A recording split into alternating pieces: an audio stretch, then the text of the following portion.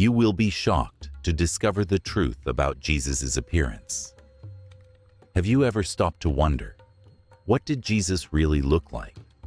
Was his face, his skin color, or even his physical presence as we've often imagined? It might surprise you to know that the Gospels themselves don't provide much detail about his appearance. But there's an astonishing historical account that gives us a glimpse. A letter written by Pontius Pilate to Roman Emperor Tiberius Caesar.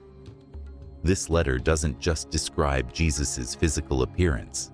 It recounts his miracles, his trial, his crucifixion, and yes, even his resurrection.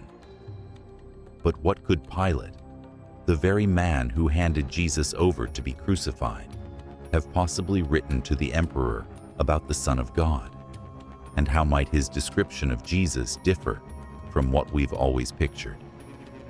Let's dive into this ancient letter and uncover its stunning revelations. Pilate's opening words to Emperor Tiberius.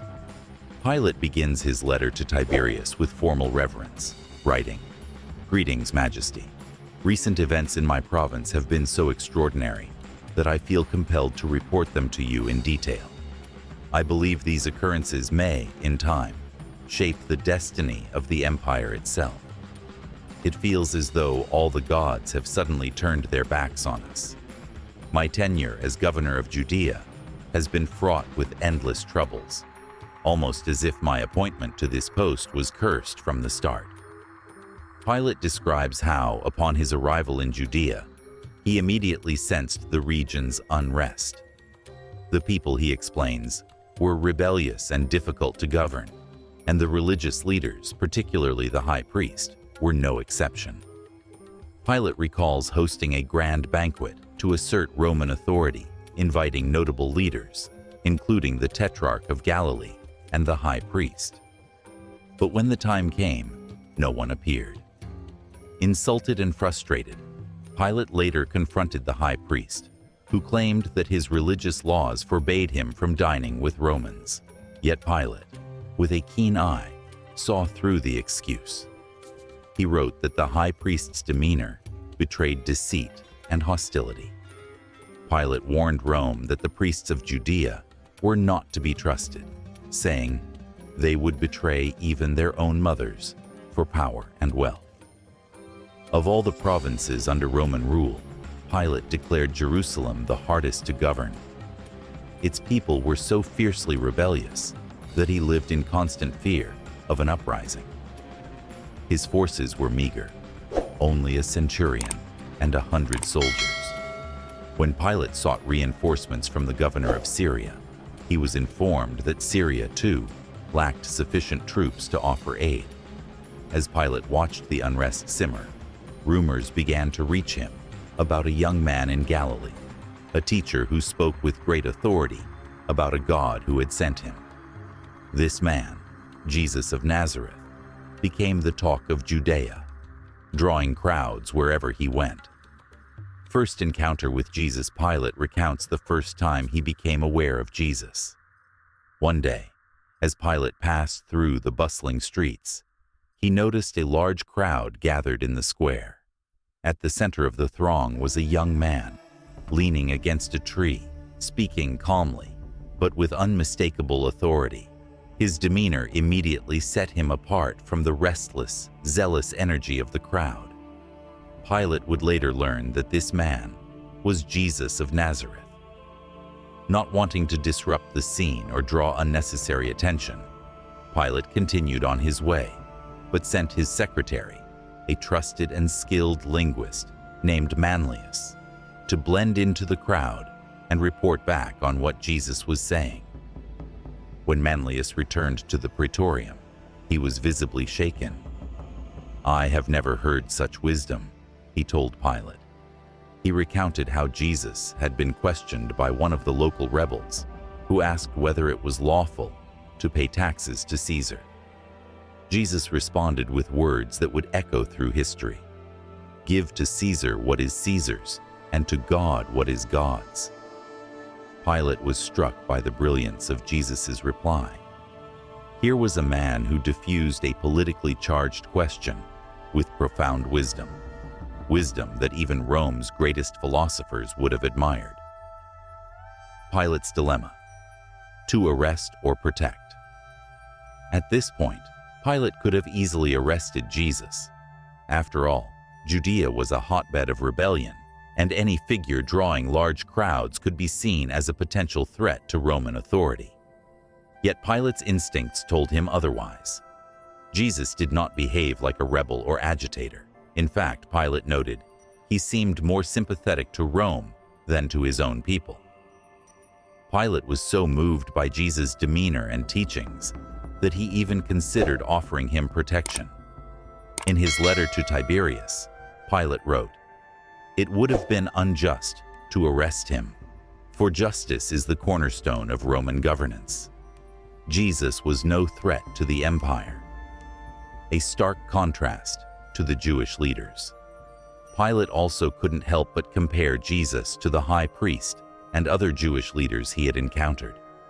Where the priests were deceitful, hungry for power, and willing to betray even their closest allies, Jesus appeared humble, honest, and uninterested in worldly gain.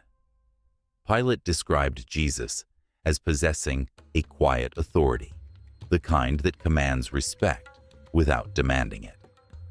But this respect for Jesus placed Pilate in a precarious position. As the Roman governor, he was expected to maintain order and keep the Jewish leaders satisfied. And as we know from the Gospels, this tension would eventually culminate in Pilate presiding over the trial of Jesus, a moment that would forever change history. The larger implications: Pilate closes his letter by reflecting on the extraordinary events surrounding Jesus' death and resurrection. Though he does not outright profess belief in Jesus' divinity, Pilate's tone is one of awe and fear. He writes, "I cannot deny that this man's death has shaken me to my core. I wonder if the gods themselves have sent him as a message to us." He acknowledges that Jesus' teachings, while simple, carried a depth of wisdom that could rival the greatest minds of Rome. Pilate confesses that he is haunted by the image of Jesus on the cross, his face filled with both pain and peace. And though Pilate allowed the execution to proceed, he admits that it was a decision he will carry with him for the rest of his life. Endures. What does Pilate's account mean for us today? His letter offers a glimpse into the humanity of Jesus, a man who, even in the face of betrayal and death, exuded wisdom, grace, and quiet strength. It also reminds us of the profound impact Jesus had, not just on his followers, but even on those who sought to destroy him. So, what did Jesus really look like? Perhaps the most important question isn't about his physical appearance, but about what he revealed through his actions, his words, and his spirit. Pilate's letter reminds us that Jesus was no ordinary man, and his legacy continues to challenge and inspire us to this day. Jesus had the freedom to act, speak, gather with the people, choose his followers, and teach without any interference from me. Without even realizing it, I allowed him this liberty. But if one day, may the gods forbid, the religion of our ancestors is replaced by that of Jesus, it will be this very tolerance that could lead to the fall of Rome. And I, an unfortunate instrument, will have played a part in what the Jews call providence and we call fate. This freedom I granted to Jesus angered the wealthier and more influential Jews. Jesus was harsh in his words to them, and for me, that was reason enough to let him continue. He challenged them openly, saying things like, "You are like serpents, appearing as well-decorated tombs on the outside, but inside you are full of death." On other occasions, he criticized their local traditions, declaring that humility in God's eyes held far greater value than any form of social status. Almost daily, I received complaints at the Praetorium, about his boldness. The Jewish leaders warned me of the danger he posed, saying Jerusalem had a long history of stoning those who claimed to be prophets. They hinted at dire consequences, telling me that if I allowed Jesus to continue, something terrible would happen. A petition to Caesar was even being prepared. Yet, the Senate supported my decisions and promised reinforcements after the Persian War. However, with my limited troops, I knew I might not be able to quell a potential uprising. I decided to act to restore peace without compromising my dignity. I sent a message to Jesus, requesting his presence at the Praetorium for a private discussion. To my surprise, he agreed to come. Being of both Spanish and Roman heritage, I do not intimidate easily. Yet, as I stood on the balcony awaiting his arrival, I felt my feet glued to the cold marble floor. My body trembled as though I carried the weight of a guilty conscience. Meanwhile, the Nazarene approached calmly, exuding an air of serenity and purity, unlike anything I had ever seen. When he stopped, he made a gentle gesture as if to say, "I am here," without uttering a word. For a long moment I was frozen, awed, and deeply impressed. This man was unlike anyone I had ever encountered. Even our greatest artists, when sculpting gods and heroes, could never have imagined such a figure. There was nothing about him that repelled me. On the contrary, he seemed to draw me in. Yet I felt weak, old, and unable to come closer. Finally, I summoned my voice and spoke. "Jesus," I said, my voice trembling, "Jesus of Nazareth. For the past 3 years, I have granted you total freedom of expression. I do not regret it. Your words are wise and sensible, filled with an extraordinary depth. I do not know if you have read Socrates or Plato, but the simplicity and greatness of your teachings surpass even those philosophers. The emperor himself is aware of you, and as his representative, I am pleased to have given you the liberty you so rightly deserve. However, I must warn you, your words have drawn the ire of powerful and misguided enemies. Socrates too had enemies, and we know his fate. Your enemies are even fiercer. They are enraged by the sharpness of your rebukes and resent me for allowing you to speak so freely. Some even accuse me of conspiring with you to weaken the fragile civil authority that Rome still permits the Hebrews. My advice, though not an order, is this: be more cautious, more moderate in your speech. Your enemies are proud and cunning, capable of stirring the ignorant masses against you.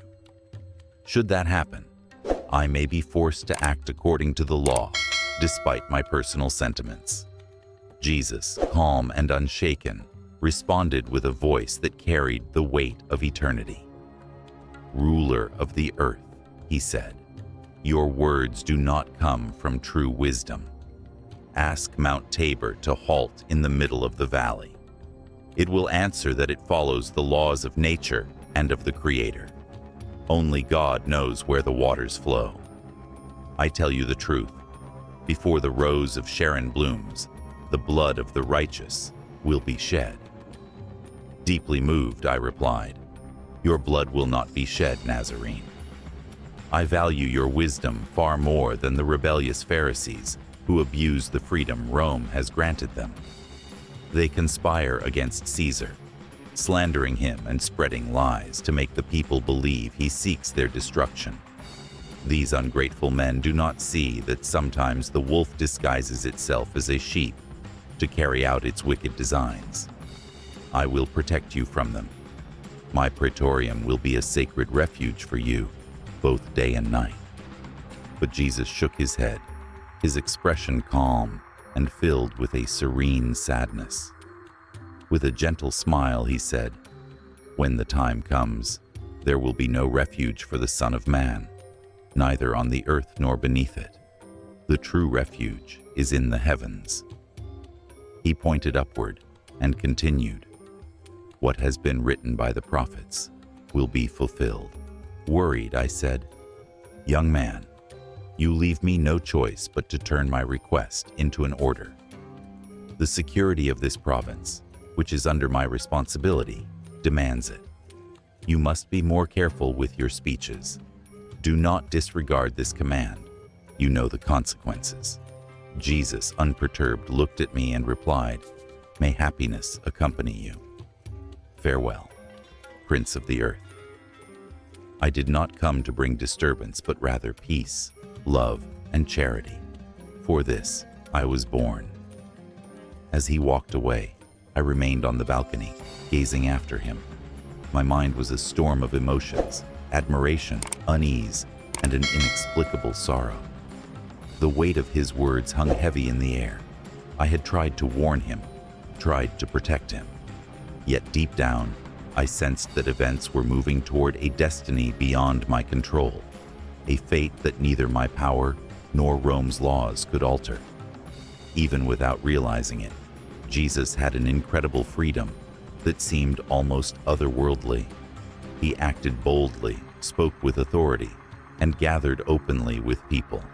He chose his followers with divine purpose, moving with a confidence that defied fear or hesitation. On the same day that Augustus Caesar claimed to have brought peace to the Roman Empire, a new kind of unrest was beginning to stir. Persecution would soon follow, not because of Jesus himself, but because others refused to accept his obedience to the will of the Father. "The path has been shown to me," he once said, "and I will follow it." But there was one thing he made clear. Moderate your words. You have no power to keep the victim on the altar of sacrifice. After saying this, he withdrew quietly, like the dimming light of a setting sun.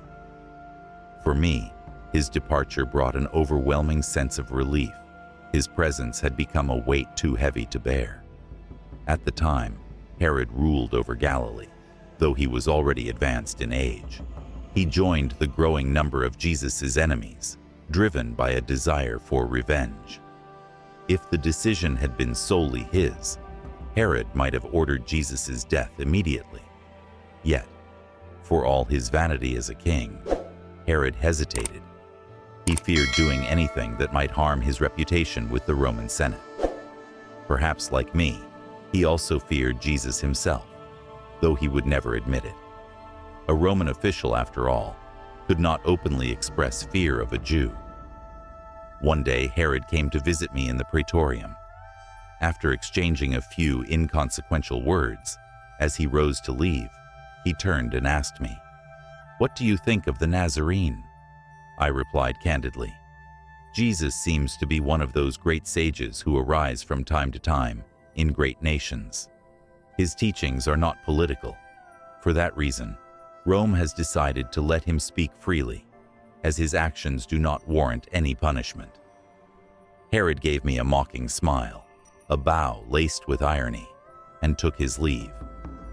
The Passover, the most significant Jewish festival, was fast approaching. With it came an atmosphere of tension, unrest, and danger. Jerusalem was swelling with pilgrims and an unruly mob, their voices growing louder, demanding Jesus' death. My informants revealed that the temple treasury had been secretly used to bribe the crowds, ensuring their loyalty to the religious leaders. I could feel the danger escalating by the hour. A Roman centurion had been publicly humiliated, further stoking the flames of rebellion. In desperation, I sent a letter to the governor of Syria, requesting reinforcements, 100 foot soldiers and 100 cavalrymen. But my request was denied. I found myself alone, with only a small force of loyal veterans in a city brimming with hostility and rebellion. With no reinforcements, I had little choice but to endure the storm brewing around me. Jesus was arrested on charges of rebellion. Yet even his accusers knew there was no real evidence to convict him. The leaders of the people had gathered at the praetorium, loudly accusing me of covering up an uprising. They shouted relentlessly, "Crucify him! Crucify him!" Their cries echoed through the city, growing louder with every moment. At that critical hour, three powerful factions united against Jesus: the Herodians, the Sadducees, and the Pharisees. The Herodians and Sadducees were ambiguous in their motives. They hated Jesus, but they were also wary of Roman rule. Their hatred for me ran deep as well. They had never forgiven me for entering Jerusalem with banners bearing the emperor's image, a sacrilege that, in their eyes, could never be erased. Though I had made a grave error that day, to them, my apology meant nothing. They still saw me as an invader. The Pharisees, on the other hand, despised Jesus for an entirely different reason. For 3 years, wherever he went, Jesus had criticized their hypocrisy. He exposed their greed and vanity, calling them out in front of the people. His words cut deep, and they resented him with a passion. These religious leaders cared little for government or Roman authority. Their only concern was their power and influence, which Jesus threatened at every turn. Adding to this, I had suggested that a portion of the temple treasury be used to fund public works. The Pharisees deemed this idea unacceptable, accusing me of interfering in religious matters. Their disdain for me only deepened as they plotted to remove Jesus and reassert their control. Meanwhile, the unruly masses, the reckless and opportunistic mobs of the city, were always ready to join a rebellion.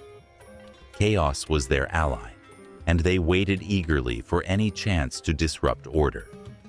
Eventually, Jesus was brought before the high priest Caiaphas. It was there that the decision to condemn him was finalized. Caiaphas, in a display of feigned submission, sent Jesus to me, seeking my confirmation of the sentence and my authority to carry out the execution. I refused, insisting that since Jesus was from Galilee, the case should be judged by Herod. I ordered Jesus to be taken to him. Herod, in turn, displayed false humility. Claiming to respect me as Caesar's representative, he sent Jesus back to me, effectively placing the responsibility squarely in my hands. It was a political game, one I had little interest in playing. But by now, my palace had become a besieged fortress. The number of rebels outside was growing rapidly. Jerusalem was overwhelmed with crowds, men and women who had descended from Galilee and Judea to see the outcome of this trial. It felt as though the entire nation was converging upon the city. At the height of the chaos, a Galilean seer approached me in tears. Falling to the ground before me, she cried out, "Beware! Do not touch this man, for he is sacred. Last night, I saw him in a vision." Her words sent a chill down my spine, but I dismissed her. The voices of the mob outside were deafening now, demanding action. I was trapped, isolated in the heart of a rebellious city, faced with an impossible decision that would alter the course of history forever. Walking on water, flying on the wings of the wind. He spoke to the storm, and the winds obeyed him. He commanded the fish in the lake, and they swam to his will. I have seen rivers turn to blood. I have witnessed the statues of Caesar weep, and the morning sun appear like a mourning virgin draped in sorrow. Beware, if you do not heed the warnings of your wife, great misfortune will await you. Fear the curse of the Roman Senate. Fear the thrones of Caesar. At that moment, the marble steps of the praetorium trembled beneath the weight of the crowd. They brought Jesus back to me. I went to the halls of justice, surrounded by my guard, and I asked the mob firmly, "What do you want?" Their reply was unanimous: the death of Jesus. "What crime has he committed?" I asked. They cried, "He has blasphemed." He prophesied the destruction of the temple. He declared himself the Son of God, the Messiah, the King of the Jews. I responded that Roman justice did not sentence a man to death for such accusations, but their shouts of crucify him, only grew louder. Their anger shook the palace walls, and among them all, the only one who remained calm, silent, unmoved, was Jesus. I tried again, several times, to protect him from the wrath of his enemies, yet each attempt failed. Finally, I made a desperate decision that seemed like the last hope to save his life. I suggested releasing a prisoner, as was customary during the festivities, and I proposed freeing Jesus. But the crowd refused. They screamed for his crucifixion, calling instead for the release of Barabbas, a murderer. I pleaded with them. I reminded them that their demands were contrary to their own laws. I explained that, according to Jewish law, no judge could condemn a defendant to death without fasting for an entire day. I reminded them that a death sentence required the consent of the Sanhedrin and the signature of its president. Furthermore, executions were forbidden to take place on the same day as the trial. I recounted their traditions to them in detail, hoping to cool their rage. A man had to stand at the court's entrance with a banner, while another on horseback proclaimed the condemned man's name, his crime, and the names of the witnesses. They were required to ask the crowd 3 times if anyone could speak in his defense. Even on the way to execution, the prisoner could return up to 3 times to offer arguments in his defense. I emphasized these points. I hoped it would be enough. But the cries of crucify him, only grew louder. I then ordered that Jesus be flogged, believing the punishment might satisfy their hatred. It did not. Their fury only increased. Desperate and weary, I asked for a basin of water. I stood before the enraged mob, washed my hands, and declared, I find no fault in this man. I am innocent of this righteous man's blood. But my words were in vain. His fate was already sealed. I have seen the fury of mobs before. I have stood in the midst of riots and rebellions, but nothing compared to that day. It felt as if the gates of hell itself had opened. The crowd did not move with purpose. They surged like a whirlwind, pushed and spun by unseen forces. Furious waves of people crashed from the gates of the Praetorium to Mount Zion.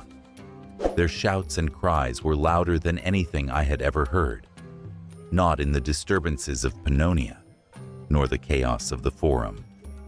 The day darkened unnaturally, like a winter evening descending suddenly in its gloom. The air felt heavy. The scene reminded me of the day Julius Caesar was assassinated. That, too, was on the Ides of March. As governor of this rebellious province, I stood silently in the shadows of my basilica, helpless to intervene. The innocent Nazarene was led to his execution, surrounded by chaos. Jerusalem emptied itself into the streets, streaming through the dark gates that led to Jamnia. The city felt desolate, cloaked in sadness and foreboding. Though I was surrounded by soldiers, I felt utterly alone. My soul was tied to the events on Calvary. The centurions struggled to maintain order as the crowd's chaos grew louder. A weight pressed against my chest, an unbearable feeling that this moment was not the work of men. It was a drama of the gods. The sounds of agony rose from Golgotha, carried on the wind, haunting in their intensity. It was not the cry of men alone. It was a suffering that seemed to echo through the heavens and the earth, as if the very fabric of creation were groaning. Dark clouds gathered over the temple, spreading across the city like a shroud. The sun vanished, and the skies turned black. The earth trembled. It is said that Dionysus, the patriarch, exclaimed, "Either the Creator is suffering, or the universe is ending. What unfolded that day was no ordinary execution. It was a moment when heaven and earth collided. It was as if the wrath of man had summoned the very attention of the divine. And I, Pilate, was a witness to it all. A violent earthquake shook the land of Lower Egypt, filling the air with terror and sending shivers down the spines of all who experienced it. The superstitious Jews, already on edge from recent events, were struck with fear like never before. Among those affected was Bazar, a learned Jew from Antioch and a close friend of the Nazarene. His body was found lifeless after the quake. Whether his death was caused by the shock of the tremors or by a deeper grief, no one could say for certain. As night descended, I wrapped myself in my cloak, my heart weighed down by the events of the day, and walked into the city. My steps carried me toward the gates of Golgotha.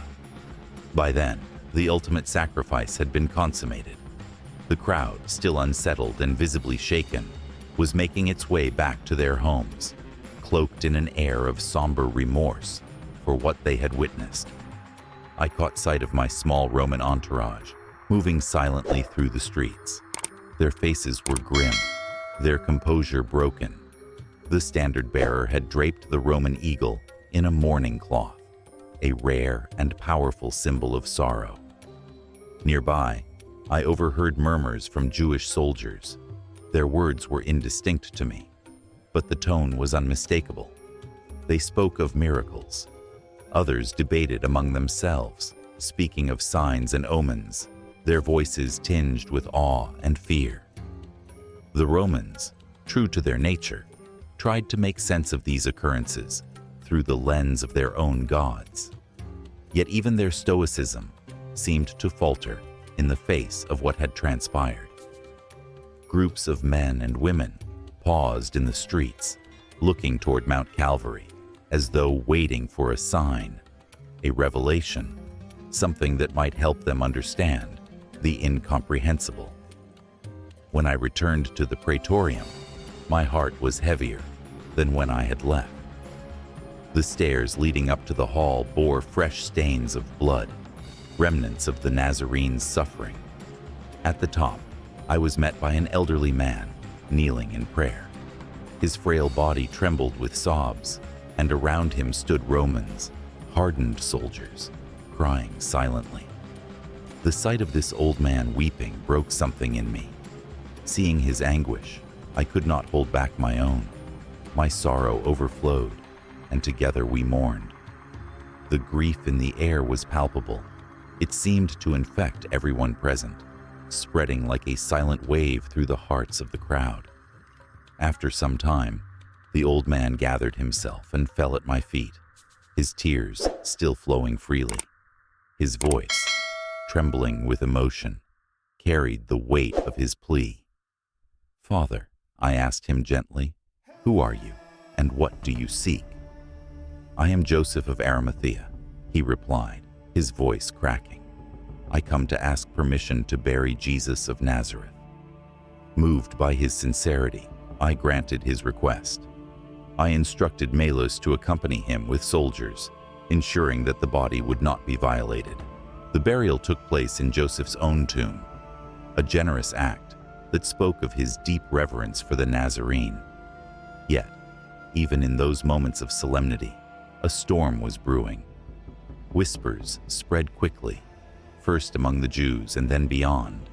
The Nazarene had foretold his resurrection. This prophecy was now a source of great tension. The very next day, a priest came to the praetorium, his face lined with anxiety. He feared that the disciples might attempt to steal Jesus' body and create the illusion of a resurrection. The thought alone seemed to terrify him. To address his concerns, I directed him to the captain of the guard, Marcus, and ordered him to deploy as many Jewish soldiers as necessary to secure the tomb. My hope was to shift responsibility away from the Romans. If anything were to happen, let it rest on their hands. Then, 3 days later, the news came. The tomb was empty. The Nazarene's body was gone. This revelation caused chaos greater than his crucifixion ever had. The disciples were proclaiming that Jesus had risen, just as he had said he would. The city was thrown into an uproar. Concerned, I summoned Marcus. He reported that he had assigned his lieutenant, Ben Isham, along with 100 soldiers, to guard the tomb. According to Marcus, Isham and his men had been deeply shaken by what had occurred. When Isham appeared before me, he described the events with trembling sincerity. Around the fourth watch of the night, he said, a soft, otherworldly light appeared over the tomb. At first, he thought it might be women coming to anoint the body, as was the custom. But how could they have passed through the guards unnoticed? As he pondered this, the light intensified, illuminating the entire area. What he saw next defied all reason.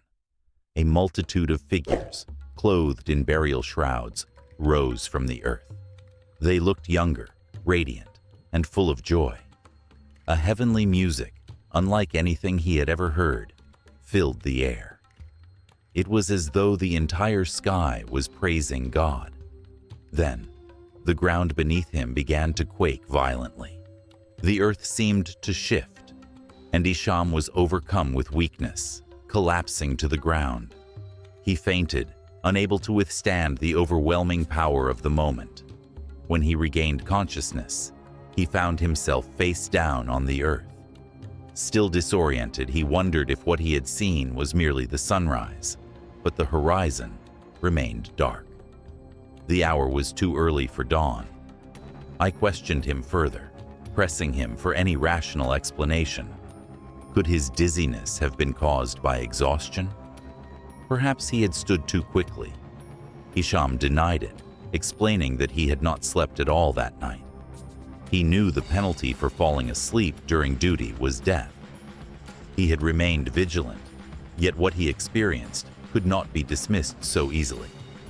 As Isham finished his account, I sat in silence, turning his words over in my mind. The reports, the light, the trembling earth, the disappearance of the body, all of it was impossible to reconcile. I could not deny the strange power of what had occurred. Nor could I ignore the growing belief that this Jesus had truly risen, just as he said he would.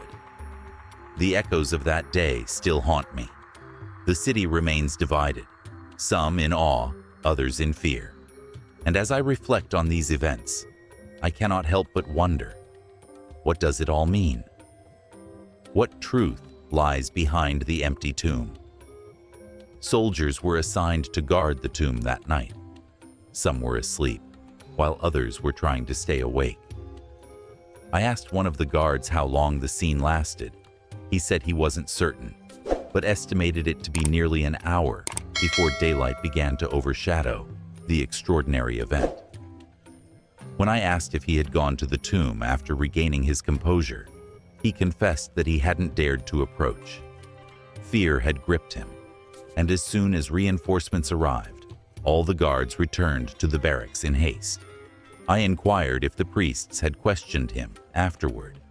He confirmed that they had, explaining how the priests tried to persuade him to say that it had been an earthquake and that the guards were sleeping when it happened.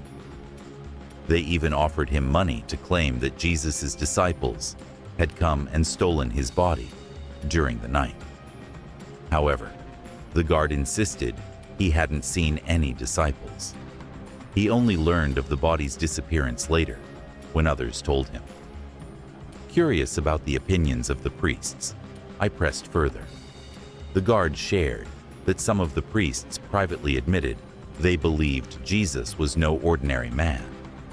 They claimed he wasn't merely the son of Mary, as many thought. To them, he was a figure who had appeared on earth in other eras, in significant moments of history.